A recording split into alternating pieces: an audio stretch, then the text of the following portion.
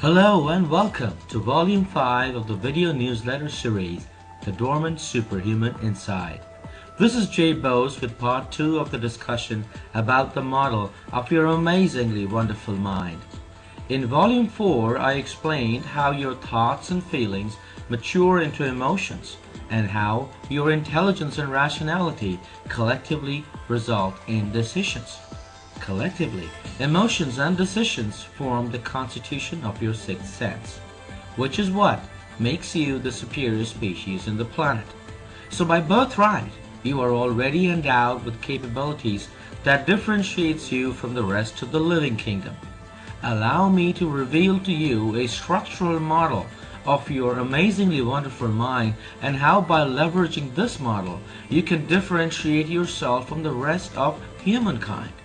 The qualities of a superhuman are lying dormant within you as I speak.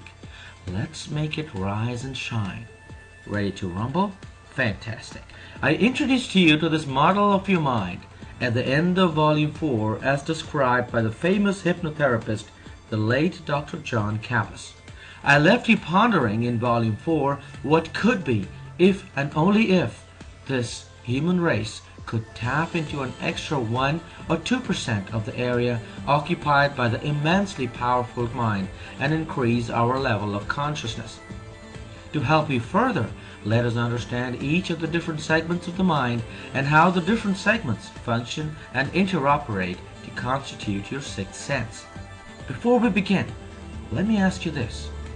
Have you ever heard anyone having mind surgery? Of course you have not, and no surprise there. The word surgery is relevant only to parts of your body that your five senses can detect by form and function. The reason why you cannot have surgery on your mind is because although it has function, it has no form. Having said that, in order for us to conceptually understand how the mind is structured, let us understand each of the different segments of the conceptual anatomy of your mind. The conscious area occupies a total of only 6% of your total mind. It is the conscious area that helps you interact with the material world that is external to you, with the help of your five senses when you are conscious, or in other words, when you are awake, which is approximately 16 hours per day. Your conscious area is a transducer, which in electronics engineering terms is a device that transforms one form of energy into another. For example, the playback head of a video cassette recorder or a VCR is a transducer that transforms the magnetic energy stored in the videotape into electrical form, which in turn is transformed into video and audio signals to your video screen and audio speakers.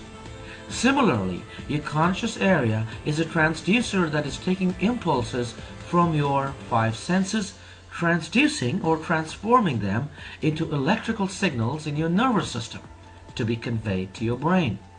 The response from the brain returns as electrical signals again through the nervous system and is conveyed to the conscious area of your mind. This energy is now transformed or transduced by your conscious area into mechanical energy through some sort of action on your part. I spent about a minute describing this, but in reality, all of this is happening in what I call near real time. So it is your conscious area of the mind that is responsible for controlling your actions that may be in the physical plane or may be in the spiritual plane. Curiously enough, the conscious area of your mind retains only 60 to 90 minutes of memory of the past events conveyed through it by your five senses. The next area of the mind is called the critical area, which is partly conscious and partly subconscious and occupies 8% of the total mind and retains any memory for about 24 hours.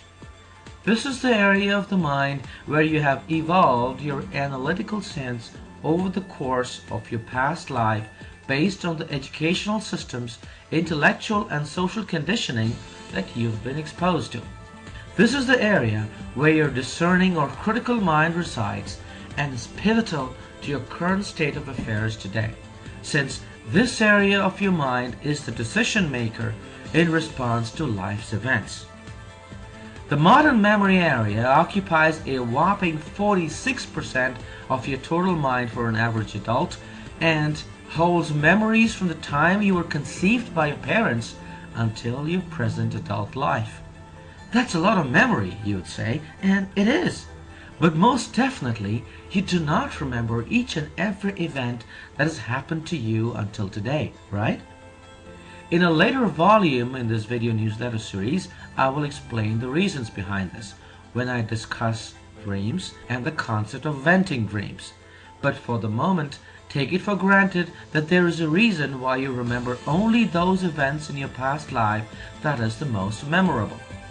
A newborn has most of the mind occupied by the primitive area. As you go through life, the modern memory area continues to grow as more and more lasting memories need to be stored in your mind, consequently pushing down the area occupied by the primitive area, and ultimately settling down to the average percentage distribution of about 46% for a mature adult. Now listen to this very carefully. It is this modern memory area where your intelligence and rationality resides. This is where the database of patterns that I referred to in Volume 4 resides. The more you learn, the bigger your database of patterns grows, and your modern memory area occupies more of the available space, pushing down your primitive memory to a lower share. Larger your database of patterns, the more experience you have to cope with life's events. So when an impulse is captured by your conscious area and conveyed to the modern memory area by the critical area of the mind in an attempt to match the existing pattern, it depends on the contents of this database of patterns in your modern memory area of how you will ultimately react to that impulse. Most definitely, we cannot perform mind surgery, but we most definitely can do mind programming by increasing your database of patterns in this modern memory area, thereby providing you with the intelligence and needed rationality to help your critical area of the mind come up with a decision. Are you with me so far? Great. Let's move on to the last segment of the mind, or the primitive area.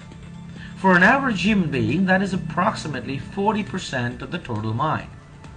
This is the area where your primitive memories or basic animal instincts of fight or flight, primitive emotions, genetic heritage, social taboos, and memories of your past lives are stored. As if this was not already an intense discussion, I now pop in the concept of past life to you. This concept has got nothing to do with religious beliefs or cultural inclinations. It can be explained through science. However, the discussion of past life is not under the purview of this video newsletter series. But for the moment, come along with me please, and let's continue on with this discussion. Remember, every impulse conveyed to your subconscious mind, which never sleeps by the way, must have an answer of some sort and translate into an emotion or a decision in the critical area. If a matching pattern was not recognized and resolved to answer the impulse conveyed by the critical area, your primitive memory area is the last line of defense in reaction to the impulse.